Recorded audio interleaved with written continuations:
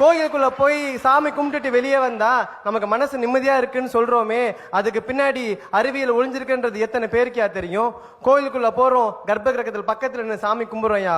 கோயில் சாமிக்கு கீழே என்ன இருக்குன்றது நிறைய பேருக்கு தெரியாது. நான் சொல்றேன் கேட்டுக்கங்க. சாமியை வைக்கிறதுக்கு முன்னாடி நிறைய மந்திரங்களை சொல்லி எந்திரத்தை ஒன்ன வேண்டி அதை அடியில வைப்பாங்கயா. அதுக்கு மேலதான் சாமியவே மேல வைப்பாங்கயா. அந்த கீழே வச்சிருக்காங்களே எந்திரம், அதுல ஒரு சக்தி இருக்கியா. அதுக்கு பேர் சயின்ஸ்ல புரோட்டான் அப்படின்னு சொல்லுவான். அதுக்கு பேர் பாசிட்டிவ் அயான் அப்படின்னு விஷயம் சொல்லுவாயா. அந்த புரோட்டான் எல்லாமே சேர்ந்து அந்த சாமி வந்து ஒரு கண்டக்டர் ஆகும். அந்த சாமி கிட்ட போய் சேருங்கய்யா. அந்த சாமி வந்து ஒரு சார்ஜ் பேட்டரி மாதிரி. அந்த சாமி ஃபுல் அண்ட் ஃபுல் பவரை வாங்கிட்டு வெளியே விட தெரியாம தடுமாறியா. நம்ம பக்கத்துல போய் நின்று சாமியை கும்பிடும் போது ஆட்டோமேட்டிக்கா அந்த பவர் ஃபுல்லாவுமே நம்ம கிட்ட வந்து சேரியா. புரோட்டான் பாசிட்டிவ் எனர்ஜி பவர் நம்ம கிட்ட வந்து சேர்றதுனாலதான் மக்கள் கோயிலை விட்டு வெளியே வரப்ப கோயில் நிம்மதியா இருக்குன்னு சொல்றோங்கய்யா. நல்லது. இன்னொன்னு ஞாபகம், எல்லா இடத்துலையும் கோயில்ல காற்று வெளியே போறதுக்கு ஜன்னல்லாம் இருக்கும், கர்ப்ப கிரகத்தில் இருக்காது. ஏன்னா அந்த ரேஸ், அந்த அவர் சொல்லக்கூடிய புரோட்டான்ஸ் என்னன்னா செதறிடக்கூடாது, நம்மளை நோக்கி வரணும். பல இடங்களில் சட்டை கழட்டிடுவான்னு சொல்றது கூட அதுக்கு தான், நேரடியாக வந்து சேரட்டும் அப்படிங்கிறதுக்காக. இது எதுக்காக தெரியுங்களா? இதுவும் ஒரு வகையான விஞ்ஞானம்ங்கிறத அவர் சொல்றாரு.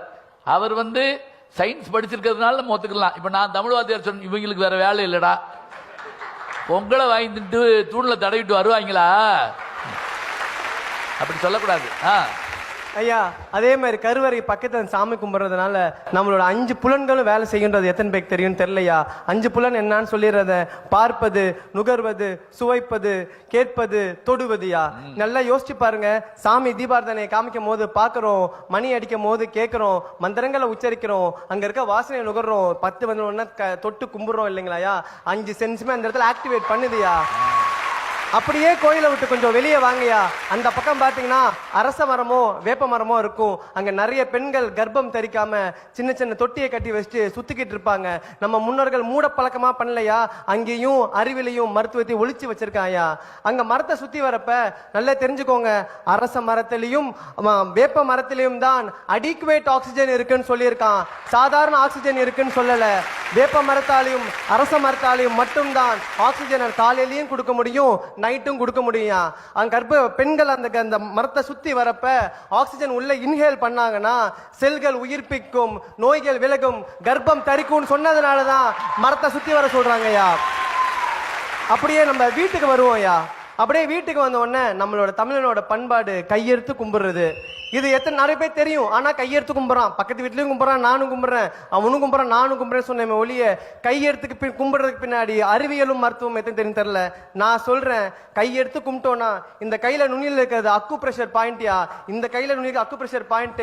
இந்த 10 விரலையும் ஒன்னு சேர்க்கும் போது காது, கண்ணு, மூளை ஒரே நேரத்தில் ரத்தம் அதிகமா பாயும். அதனாலதான் நம்ம ஆட்கள் அன்னைக்கே கண்டுபிடிச்சான் கையெடுத்து கும்பிடணும்னு சொல்லிட்டியா. அப்படியே அழகா வீட்டுக்குள்ள வராங்க. வீட்டுக்குள்ள வந்த உடனே நம்ம ஆட்கள் நிறைய சொம்பு தண்ணி கொடுத்து சாப்பாடு வைப்பாங்க, விருந்தோம்பல்னு சொல்லுவோம். நல்லா யோசிச்சு பாருங்க. ஃபாரின்ல போனோம் அப்படின்னா வந்து விருந்தோம்பல் வந்துட்டு நின்றுட்டு சாப்பிடுவாங்க, படுத்துக்கிட்டு சாப்பிடுவாங்க, எப்படி வேணாலும் சாப்பிடுவாங்க. ஆனா நம்ம மக்கள் மட்டும்தான் தரையில் உட்கார்ந்து சம்மணங்கால் போட்டுட்டு சாப்பிடுவாங்க. அதுக்கு பின்னாடி ஒரு மருத்துவ குணம் இருக்குன்னு எத்தனை பேருக்கு தெரியும்? ஒன்னே ஒண்ணு தெரிஞ்சுக்கோங்க, அது மருத்துவ ஹிரண்யா அப்படின்ற ஒரு நோய் எத்தனை பேர் கேள்விப்பட்டீங்கன்னு தெரியல. ஹிரண்யா, அது பேர் குடல் இறக்கம் அப்படின்னு சொல்லுவாங்க. நம்ம ஆட்கள் நின்றுட்டு இருக்கப்ப தலையில இருந்து கால் கீழே வரைக்கும் ரத்தம் பாயா. நம்ம எப்ப சப்பனங்கால் போட்டு உட்கார்றோமோ தலையில இருந்து வயிறு வரைக்கும் அதிகமான ரத்தம் பாயும். எப்ப அதிகமான ரத்தம் வயிற்றுல பாயுதோ அப்ப டைஜஷன் ப்ராப்ளம் வராது, அதிகமான டைஜஷனை உண்டு பண்ணும். அப்ப சாப்பிட்றப்ப ஜீரணமாகுன்றத நம்ம ஆட்கள் அன்னைக்கே கண்டுபிடிச்சிருக்காங்கயா. அது தெரியும். நம்மளோட விரும்புதோம்பல்ல இன்னொரு அழகான பழக்கம் வாழை இலை சாப்பாடு. இப்பெல்லாம் பிளாஸ்டிக் பிளேட்டு, சில்வர் பிளேட்டுன்னு சொல்லி சாப்பிடுறோம். ஆனா வாழை இலை சாப்பாடு பழக்கத்தை சொல்றேன் கேட்டுக்கோங்க. நிறைய பேருக்கு தெரியாத ஒரு நோய் பார்க்கின்சன் நோய் எத்தனை பேருக்கு தெரியும்? நடுக்குவாதம்னு சொல்லுவாங்க. நடுக்குவாதம் அப்படி ஆடிக்கிட்டே இருக்கும். கடைசியில மைக் டைசன் கூட அந்த நோய் இருந்தது. அந்த உலக புகழ்பெற்ற குத்துவிட்டு சண்டை வீரர்களே அவருக்கு பார்க்கின்சன் நோய் இருந்தது. அந்த பார்க்கின்சன் நோய் தீர்க்கக்கூடிய சக்தி வாழை இலைக்கு உண்டு. கேன்சரை எதிர்த்து போராடக்கூடிய சக்தி வாழை இலைக்கு உண்டுன்னு கண்டுபிடிச்சதுனாலதான் வாழை இலையில சாப்பிடணும்னு சொல்றான். அதே மாதிரி ஒரு தட்டை கழுவணும்னா, பிளாஸ்டிக் பிளேட்டை கழுவணும்னா நமக்கு கெமிக்கல் தேவை. வாழை இலை கழுவுறதுக்கு எந்த கெமிக்கல் நம்ம ஆட்கள் யூஸ் பண்ணது இல்லையா? தண்ணியை தெளிச்சு கழுவி விட்டாவே வாழை இலை சுத்தமாவியா. இன்னொரு ரகசியம், வாழை இலை வாட்டர் ப்ரூஃபியா. அழகா இது ஒரு ரகசியத்தை வச்சிருக்கா. அடுத்தது சாப்பாட்டுக்கு வரையா. நம்ம உட்கார்ந்த உடனே இப்ப இருக்க மெடிசன், இப்ப இருக்க ஆட்கள் என்ன பண்றாங்க, இனிப்ப முதல்ல வச்சிடறாங்கயா. ஆனா அது ஒரு தவறான செயல். நம்ம முன்னோர்கள் கத்து கொடுத்தது முதல்ல காரத்தை சாப்பிடணும், அப்புறம் இனிப்ப சாப்பிடணும்யா. ஏன் காரத்தை சாப்பிடணும்னு சொல்ற கேளுங்க. காரம் ஸ்பைசி ஃபர்ஸ்ட் ஸ்வீட் நெக்ஸ்ட்னு சொல்லியிருக்கான்.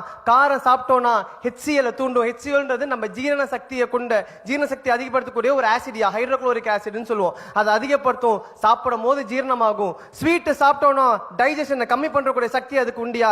அதனாலதான் காரம் முதல்ல ஸ்வீட் நெக்ஸ்ட்னு வச்சாயா.